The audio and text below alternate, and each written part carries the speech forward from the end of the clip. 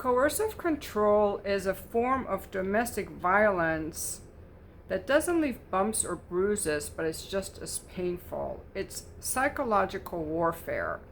We're going to be talking today about Micah's Law and Micah Miller, whose life ended tragically recently due to the abuse by her pastor husband, John Paul Miller. Her pastor husband exerted this coercive control, this form of domestic violence over her.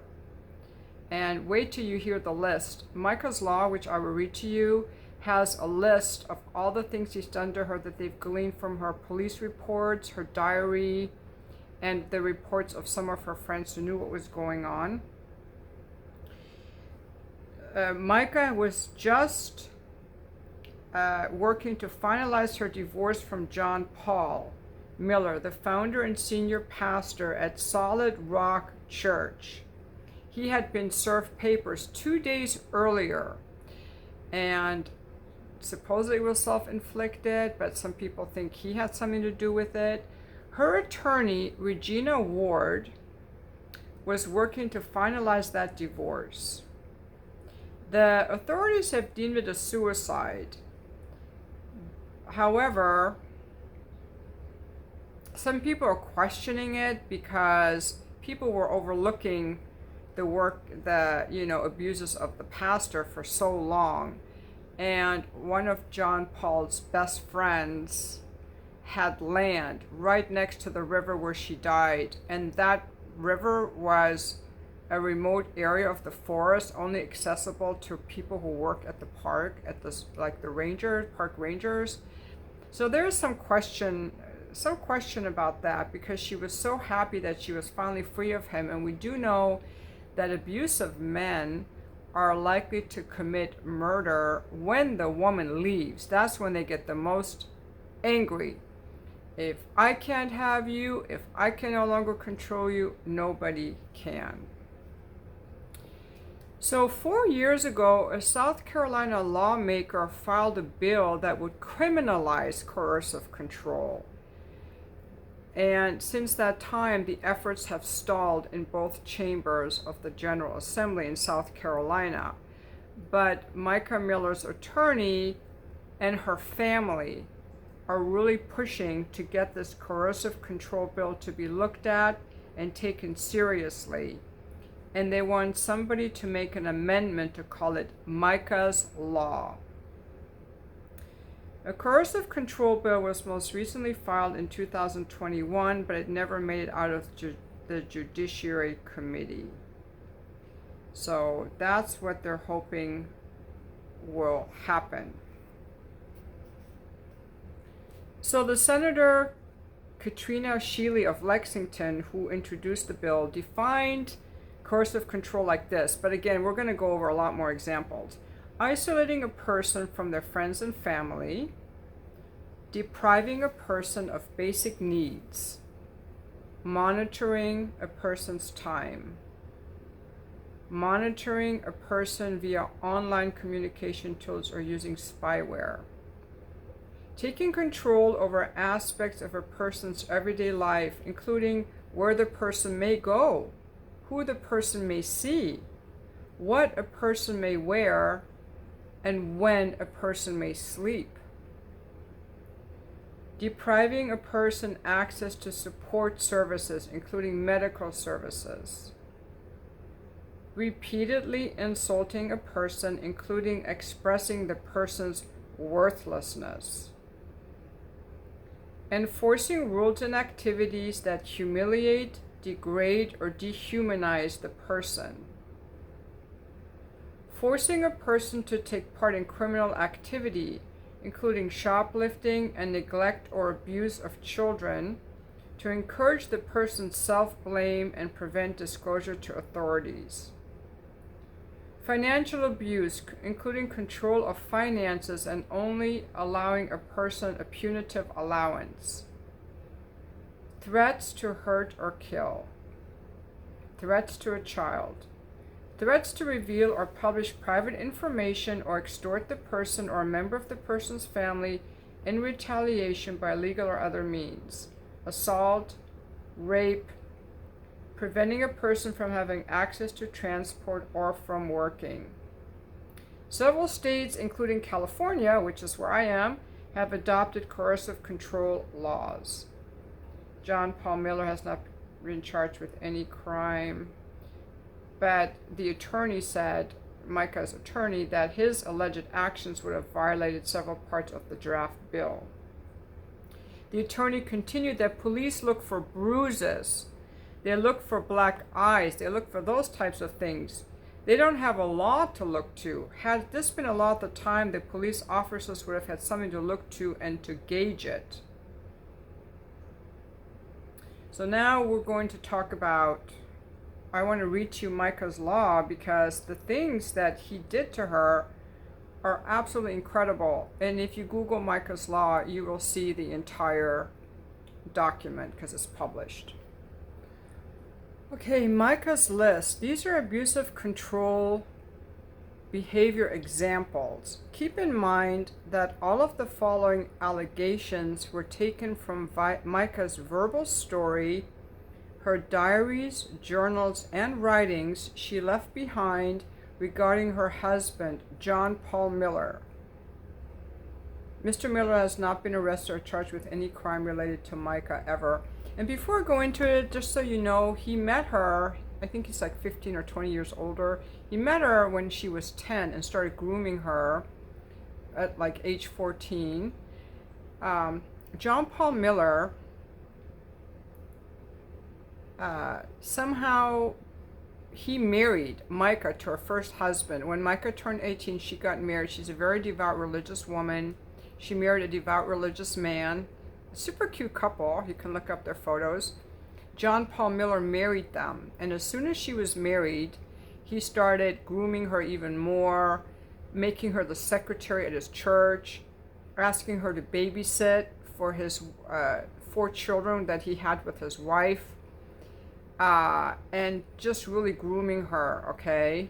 And while using opportunities, while his best friend, he made Micah's husband his best friend and sent him away so he could have more time alone with Micah. Well, Micah got divorced from her husband and married John Paul Miller when she was in her early 20s, I believe. I'm not sure. She was only in her late 20s when she died. She won a beauty contest. She always smiles and radiates so much, which I don't understand how she could look so happy when she was so abused. And she has a beautiful voice, and she sings and is very active in her church. One of her dreams was to do more missionary work in Africa. She was really invested in being a mom for these kids. So that's a little bit about her and how they got together. By the way, John Paul Miller has a new girlfriend, and her husband mysteriously died in a drowning accident. This man, the girlfriend's husband, had been in a wheelchair for 20 some years. He had a habit of going to the pool regularly to hang out at the pool, and obviously in charge of his wheelchair and all of that. And then mysteriously, right when she started getting with John Paul Miller, the man was found in his wheelchair in the swimming pool, drowned. A little suspicious, don't you think? Anyway, now I'm going to read to you Micah's law.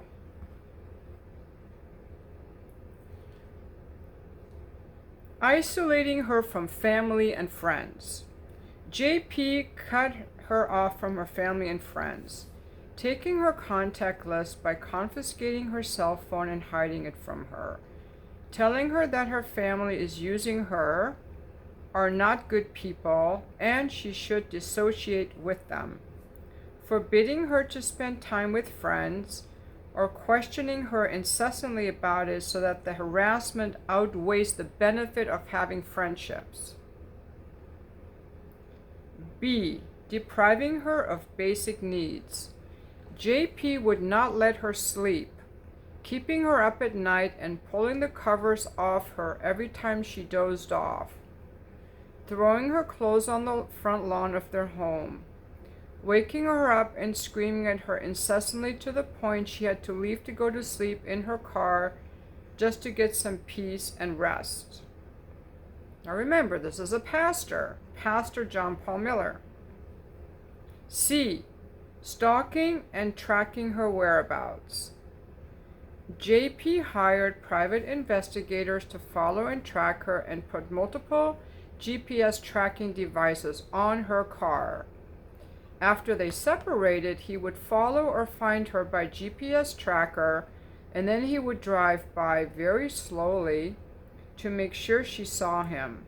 He would walk into any place she was and go up to the table or area and make a comment or stand afar so she could see he was present. D. Monitoring her communications. JP took her cell phone, went through her text messages and call logs, and claims he found 18 people had texted her that they were willing to listen to her if she wanted to talk about her husband, which he admitted to in a recorded sermon. JP hacked into her email, iCloud account, and Facebook account and took over her identity. E. Taking control over aspects of her life. JP controlled who she could associate with, where she could go, and all aspects of her life as stated herein throughout. Took her driver's license, wallet, purse, car, and house keys and changed the locks on the doors. F. Depriving her of support services. JP took her cell phone, her car, Apple Watch, and convinced her she did not need a lawyer. From the pulpit, he gave a sermon and chastised her and any woman or man that texted his wife that had encouraged her to confide in them about her husband, the pastor, thus shutting down even a private confidant. She became afraid to speak out. G. Expressing her worthlessness. JP told her that she was lazy and mentally ill, that her breasts were too small, her family was ignorant and used her, and that she was not a good Christian woman if she questioned him or did not submit to him or keep all his dark secrets. H. Humiliated, degraded, and dehumanized her. JP forced her to submit to humiliating sexual acts that disgusted and hurt her. He would tell her she was mentally ill and have her hospitalized against her will. He put her down for having ideas or getting inspired by outside influences, telling her or others that she fell for anything, i.e. not that smart.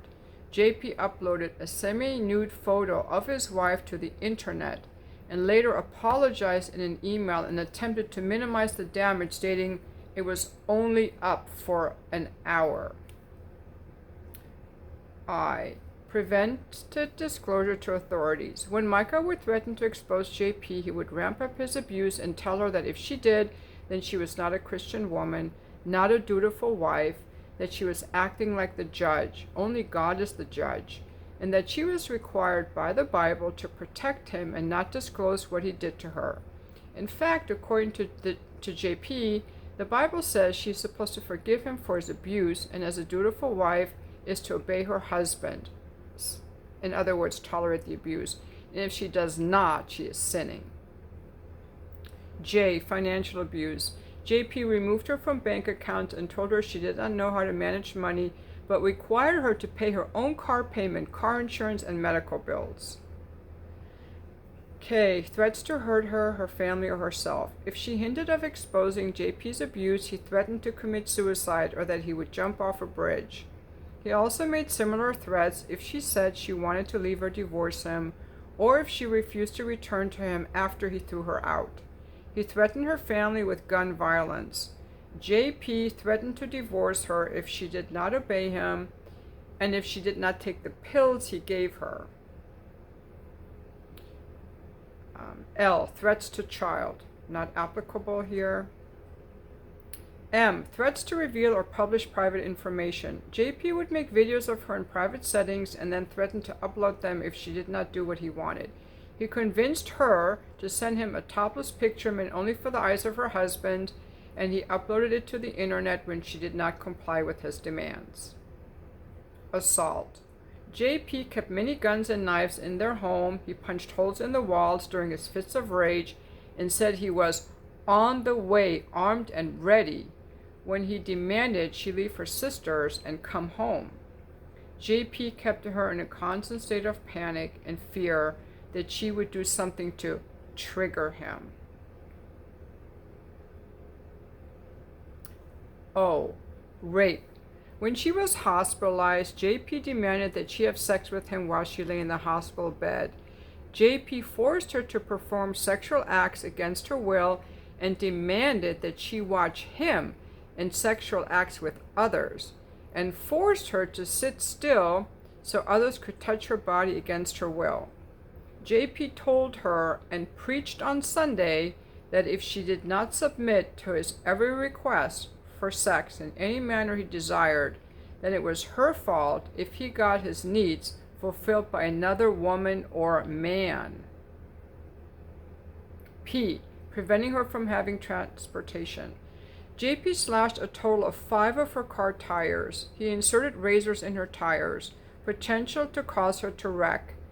JP took her vehicle that was titled in her name and paid for solely by her and hid it from her. In order to be able to get to work, she was forced to buy a second vehicle, thus giving her 2 car payments and insurance costs. JP took her purse, driver's license, and her car keys to prevent her from leaving the house. Q. Interfering with her work. When she worked at the church, JP would randomly fire her for disobeying him, and then he would hire her back if she agreed to certain sexual acts or some other list of demands. He allowed her, wrote letters to her on church letterhead, demeaning her and putting her down. She had to leave the job that she really loved, the church, and take a job in the restaurant industry. The above tracks the originally proposed bill, and the below are additional behaviors that may be added to the bill. 1. Emotional abuse. Everything stated above and below, and even more that cannot be told, due to the humiliation of it to the victim, Mica. So this is not even telling everything. 2. Ignoring requests and commands to leave her alone. She asked him over and over to leave her alone, but he would not. After a police officer warned him to leave her alone, he trespassed into her gated community to leave a present or gift on top of her car. 3. Cruelty to her dog. JP threw Mica's belongings out of the house and then demanded that she come get her dog. She could not keep the dog at the apartment she was staying in at the time, and he knew that. When she did not immediately get the dog, he took the dog to her apartment and tied the little dog to the front door handle. He knew that she was not home, and he left the dog there. She had to leave where she was at the time to go home to get the dog. She found a home for the dog, but when JP found out about her giving the dog to someone else, he went there and demanded the person to give him the dog back. 4. Destruction of property. JP intimidated her by damaging her property, breaking her things, giving away her things, or throwing them in the trash. He keyed her car, dented the hood with a dumbbell, backed it into something, damaging the trunk, and slashed the tires and cut up the passenger seat. Pastor J.P. Miller, let's not forget. 5. Destruction of supporting evidence. JP actively sought out her journals and diaries where she kept logs of details of things that he did to her. He found and destroyed many journals and writings belonging to Mica, which she intended to use as evidence to prove his destructive behaviors and abusive tactics. He also erased evidence, photos, videos, and writings that she kept on her iCloud and cell phone. 6. Misuse of legal documents. JP had an attorney write and send a cease and desist letter to Mica, demanding that she stop talking bad about JP and the church or suffer legal ramifications.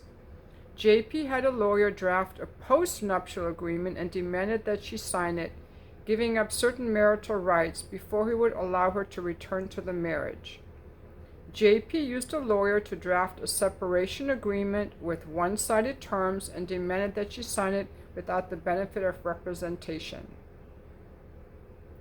7. Misuse of law enforcement. JP called the police on her for no reason. He reported her for a crime she did not commit, making her subject to a police investigation which became unfounded and dropped.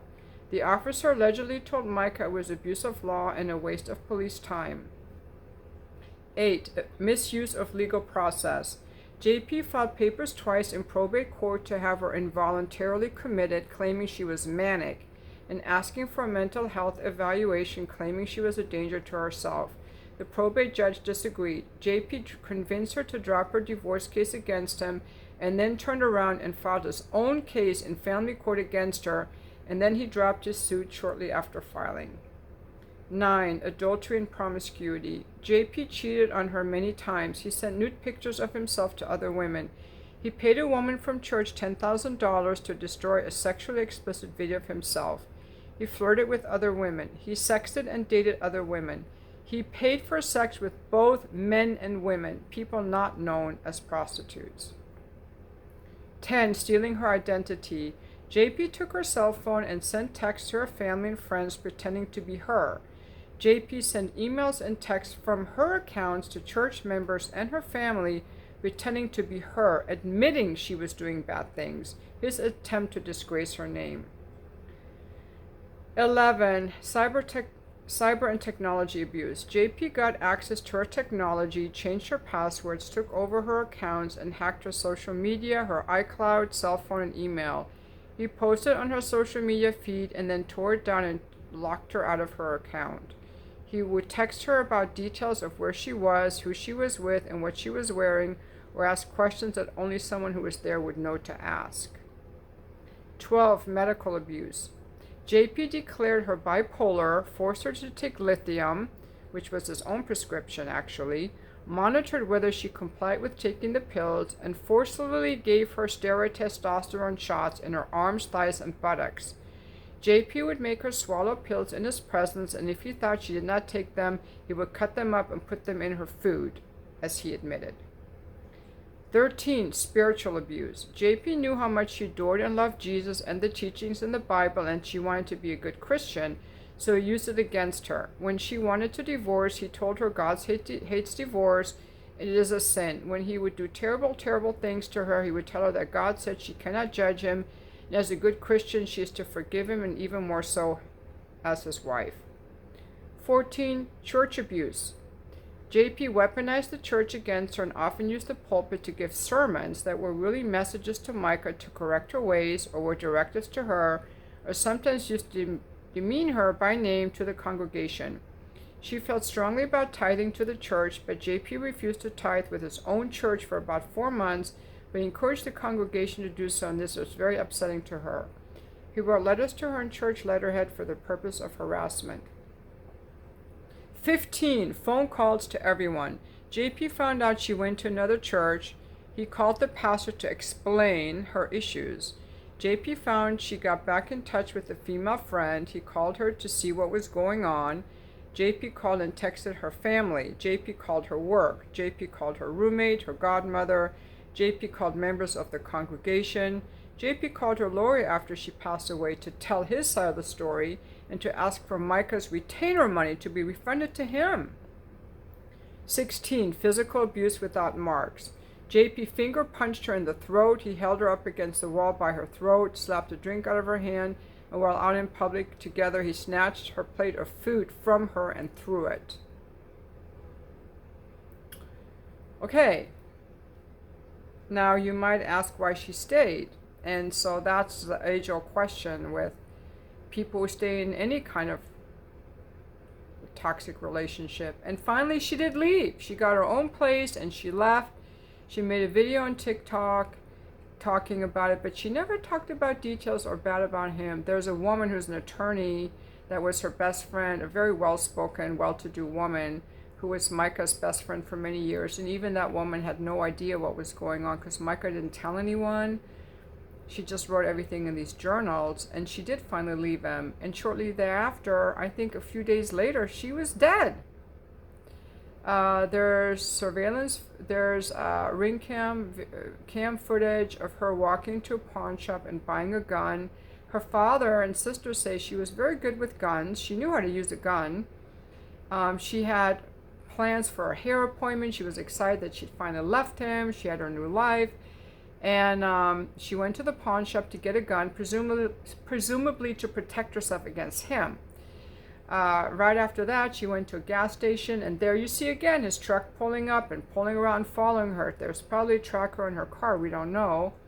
Then she drove to this park and called 911 and said, "Can you tell where I'm at? Because I'm going to kill myself. I want my family to find me." And some people are questioning if this is even her, and because why would she do that? And then she had to walk like 30 minutes to get to where she killed herself, which is really far into the park. And then her body was found upstream from the river instead of downstream. So some weird things like that. So some things don't make sense. And they always say that, you get killed right when you leave, but maybe she was just so tired of dealing with him. Maybe she was thinking, I finally got away and he's still harassing me. I still can't get him away from me. Like the Boeing guy. The Boeing exec that was found a self-inflicted gunshot wound in his truck on the morning of the 4th day of testimony against Boeing. He, a lot of people say, well, he was finally testifying. Why would he do that? Someone must have killed him. But maybe it just all became too much. I don't really know. It is possible that the police turned a blind eye and just said it was suicide because they want to protect the pastor. Look at this pastor has gotten away with these crimes for years and years and years, and 14 police reports, and the congregation adored him because he was the pastor. Reminds me of the Karen Reed trial, where these corrupt cops, who knows what they've been doing, they're finally exposed, or the Alex Murdaugh trial. They were all covering up for the Murdaugh family, a powerful family. So people will close their eyes to evil and corruption. Look at what the Catholic Church did. So it's hard to say if she killed herself or he did it and they just said that. She killed herself on the police report to cover up for J.P. Miller. The interesting thing is that the sketchy thing about it is that her family wanted to see her after she died, and he told the family, I will allow you to see her, because he was still legally married to her. I will allow you to see her as long as you agree to cremation. And they did. So she was cremated the next day. There were no tests ever done on her, so we're never going to know what hand he had in it, if any. Then he went to her apartment looking for stuff. I mean, he's still persecuting her. He's one sick individual. We cannot put people on pedestals. Not a president, not a pastor, not a church, not a police official or defense attorney, prosecutors, clergy. We cannot put people on pedestals. I think we have to stand for the truth. A lot of people won't stand for the truth. They're just subconsciously just go along with protecting the bad people. But with a bill like Micah's law, police will be able to arrest someone like J.P. Miller, because before they couldn't, because he also owned the car. So whatever he did to the car was also his car because it was considered marital property. So those are a few examples of coercive control. I can't believe she lasted for years in that. He wouldn't let her sleep, and he made her have sex with homeless men and prostitutes. Homeless men. That wasn't in the bill, I didn't want to say, but she had to have sex with homeless men while he watched. I mean, just gross things. Wouldn't let her sleep. Like, he just got pleasure out of torturing her. Without actually killing her, but killed her soul and her spirit. And meanwhile, this whole time, while he's doing all this, she's up there singing and smiling. Maybe that was the only time she could be happy. I knew a woman years ago who was always smiling. I said, you seem such a happy person. She said, no, I am dying inside. It's a mask. So there are people who can smile and wear a mask, like Maddie Soto, if you follow true crime, that little girl who was sexually abused by her mom's boyfriend from the ages of 8 till she died, till he killed her at 13. She's smiling in all her pictures. Up even the day before he killed her, smiling, glowing. I always thought that I can tell a genuine smile, like a joy-filled smile. And I thought Micah had a joy-filled smile, but she was full of pain. She was being abused. psychological warfare. It's horrible. I would have so many knots in my stomach, I would have to get away the first day. I would have to be like, get away. But again, it just goes to how, you know, it was harder and harder to get away. And she didn't have any protection from the police even. They overlooked it. There was no law. So Micah's law, I think that's really good, the coercive control law. And for people to be talking about it, and for women to hear this and be like, that's coercive control. That's not okay. I think that women do things to men that are abusive, but I don't think women use coercive control. I think women do other things that are nasty, like they poison men, or just nasty to them.